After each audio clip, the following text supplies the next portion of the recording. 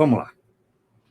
O autor disso aqui preferiu não assinar o texto, ok? Mas ele é da reserva. Recente. Acompanhou todos os acontecimentos, conhece pessoalmente Bolsonaro. Então dá uma olhadinha no que ele escreveu. O Exército Brasileiro sempre foi taxado de golpista por partidos de esquerda por sua atuação no movimento de 64. Apesar das cicatrizes desses, enfrentamos no campo ideológico uma tênue paz que foi selada com anistia ampla, geral e irrestrita no fim da década de 70. Essa paz foi ameaçada no governo Dilma, com a Comissão Nacional da Verdade, que tentava rever crimes na época do regime militar. Mas o rompimento ocorreu por causa de um único tweet do general Vilas Boas, que praticamente selou o destino da presidente Dilma e o seu impeachment. Olha o poder desse homem. Após o mandato tampão do presidente Temer, foi eleito por uma população desgostosa com ampla corrupção existente nas instituições Jair Messias Bolsonaro, um ex-capitão do Exército que se transformou em político e que elogiava o governo militar e seus feitos. Quem não viu, quem não lembra, ele, na votação da Dilma, ele enaltecer o general Ustra, né? Bolsonaro nunca foi bem visto pelos generais, pois era considerado desrespeitoso e impetuoso, agindo e falando sem filtro. Deixa eu fazer o óbice aqui, fazer uma abertura. General Heleno, gente, o Claudemir Sá está perguntando aqui. Obrigado, Claudemir. Ele está perguntando aqui. Doutor Cavani, em relação ao general Heleno, saiu publicação, alguma coisa? Eu já falei isso, depois você dá uma voltadinha aí para você entender, tá, Claudemir? Você volta do começo aí, você vai ver que eu já tratei disso. É outro que está na reserva, né? Lá atrás, o coronel Ustra, estão me corrigindo, obrigado. O Bolsonaro foi acusado por um crime militar, um ilícito militar, porque ele não podia dar entrevista a uma revista sem autorização de seu superior, e ele deu. E ele sabe o que ele fez. Ele já assumiu, tem entrevista dele. Gente, vocês estão falando com uma pessoa, se vocês chegaram no meu canal há menos tempo, que todas as quintas-feiras via as lives do presidente, anotava tudo o que ele dizia, fazia uma interpretação na sexta-feira. Uma avaliação. Então pode voltar no canal que você vai ver todas as sextas-feiras a avaliação da live do presidente. Todas elas. Várias vezes ele falou disso. Que ele se arrependia, mas não tinha mais o que fazer. Ele tinha errado.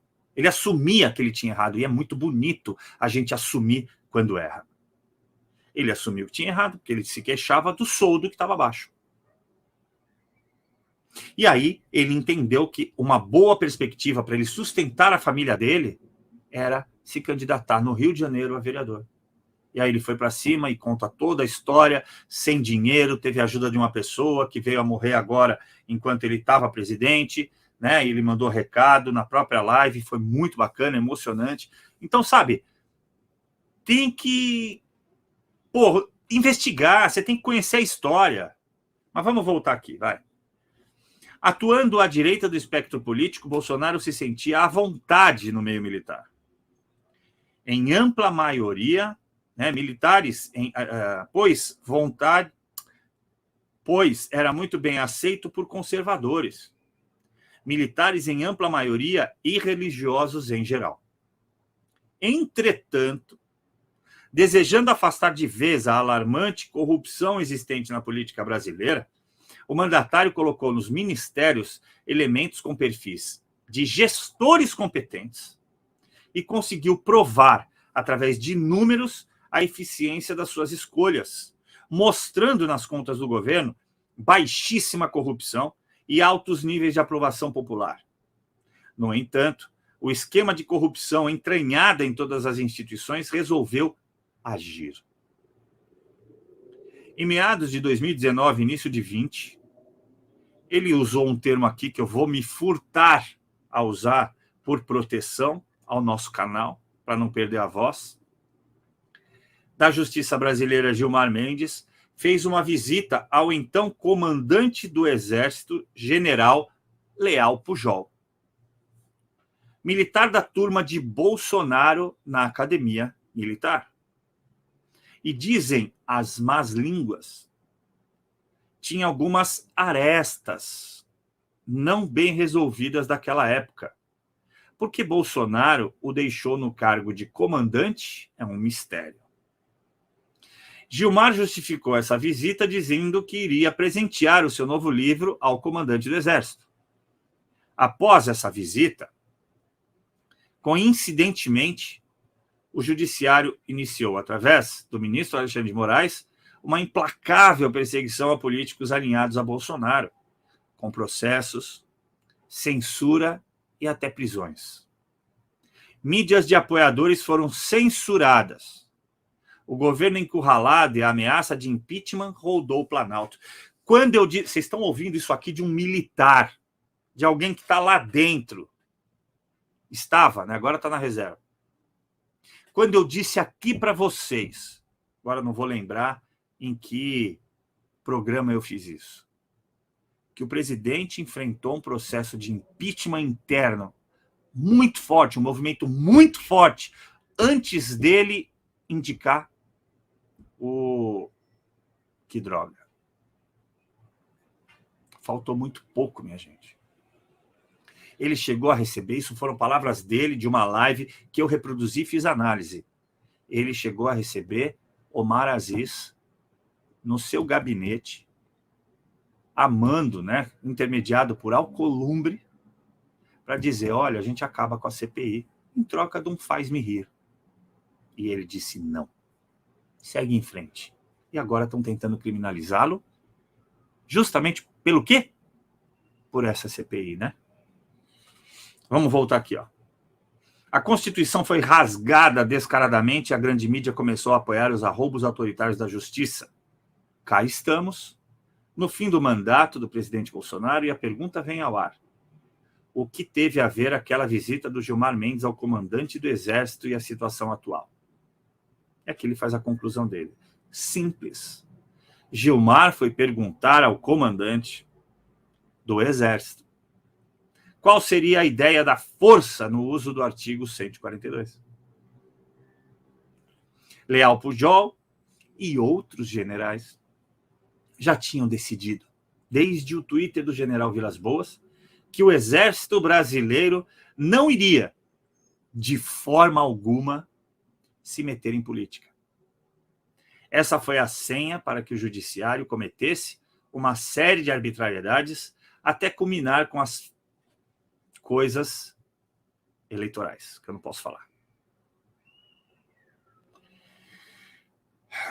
Este também foi o motivo pelo qual Bolsonaro tentou acionar os militares ainda no ano de 2020 e não conseguiu. Razão pela qual se voltou para o povo e falou, eu só tenho a vocês.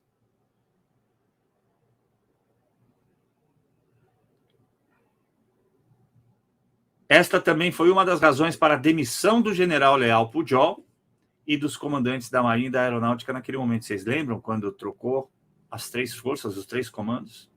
Ainda no ano de 20, alguns generais 4 estrelas se sentiram incomodados por sondagens por parte do governo a respeito de atuação da força contra os arroubos da justiça.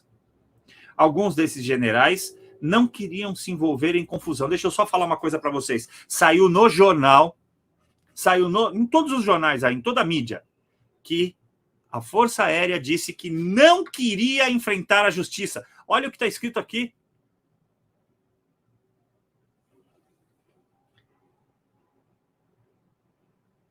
Alguns generais, vamos repetir, alguns generais não queriam se envolver em confusão e só pensavam em suas aposentadorias e pagar as suas contas. Finalmente, chega às eleições de 22, envolvida numa névoa de desconfiança e de suspeita de que haveria alguma coisa. Mas Bolsonaro se mostrou confiante, pois as Forças Armadas iriam participar da fiscalização e apuração delas. Fato, efetivamente, que não aconteceu. Eles foram impedidos de fazer. Lembram-se disso? Mais uma vez, a atuação do judiciário impedindo que mecanismos de controle e fiscalização fossem implementados foi decisivo e as inconsistências autorizadas. Outra vez, Bolsonaro voltou-se para as Forças Armadas e pediu a invocação do artigo 142. Aqui a única divergência de informação é que eu recebi dessa fonte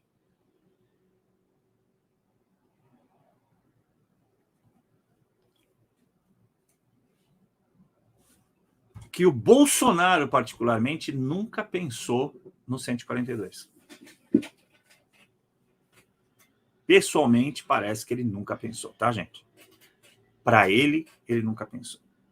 E, de novo, lhe foi negado esse apoio, principalmente pela fraca atuação do seu comandante, general Freire Gomes, e dos generais Stanf, ligado ao FHC, e o Tomás, ansioso para assumir o comando em um governo Lula, e que já não conseguiu.